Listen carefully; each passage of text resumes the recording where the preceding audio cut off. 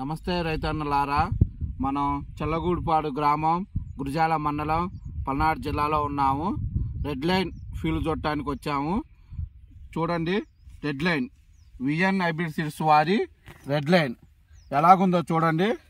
నా ఎత్తుందండి, 4.5 నుంచి 5 అడుగులు పెరిగింది. చూడండి, కాపు చూడండి, గుత్తులు గుత్తులుగా చూడండి. ఎటు చూసినా కానీ కొమ్మలు వంగిపోయినాయండి. విఎన్ హైబ్రిడ్ సీడ్స్ వారి రెడ్ లైన్ చూడండి, 5 అడుగులు పెరిగిందండి.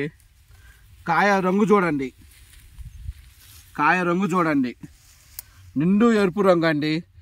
సైజు కూడా చూడండి, గింజ శాతం వచ్చేసి 90 నుంచి 110 గింజలు ఉంటాయి.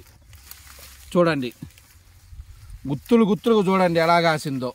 చెట్టు చూడండి, విఎన్ హైబ్రిడ్ సీడ్స్ వారి రెడ్ లైన్ చూడండి, 5 అడుగులు అండి. మనతో పాటు రైతు ఎం శ్రీనివాసరావు గారు ఉన్నాడు. తన మాటల్లో తెలుసుకుందాం. ఎలాగుందన్న? పర్లేదండి, రెడ్ లైన్ నల్లికే నేను తట్టుకుని బాగానే పెరిగింది, బాగానే కాపు కాసింది, అంతా బాగానే ఉంది. బాగానే ఉందన్న. సైజు ఎలాగుందన్న?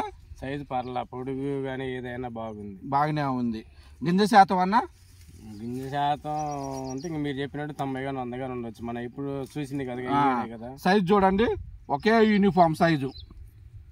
సైజు వచ్చేసి ఒకే యూనిఫామ్లో ఉంది. కాయ పైనుంచి కింద దాకా చూడండి. చేను చూడండి ఒకసారి ఎంత నీట్గా ఉందో చూడండి. జనవరి నెల కూడా వచ్చిందండి.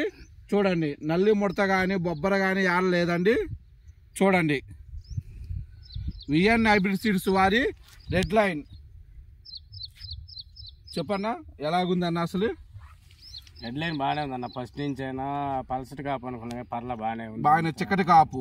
ఇదిగో మనకి ఇక్కడ చూస్తేనే అర్థమవుతుంది. చూడు, ఒక కొమ్మకి చూడు, పై కాపు చూడు ఎంత చిక్కగా, ఎంత దగ్గరగా. ఇదిగో ఒక్కో గెనుపుకి వచ్చేసి 2-3 కాయలు చూడండి. విఎన్ హైబ్రిడ్ సీడ్స్ వారి రెడ్ లైన్ వేసుకోవచ్చు అంటాను అన్న? వేసుకోవచ్చు అన్న, ఇబ్బంది లేదు. 10 మంది రైతులు చెబుతూ అన్నా, నువ్వు సంతోషంగా ఉన్నావుగా వేసుకున్నందుకు. అంతేగా మరి, నేను ఆల్రెడీ 3-4 వేయించా, కూడా పర్లా బాగానే ఉన్నాయి. విఎన్ హైబ్రిడ్ సీడ్స్ వారి రెడ్ లైన్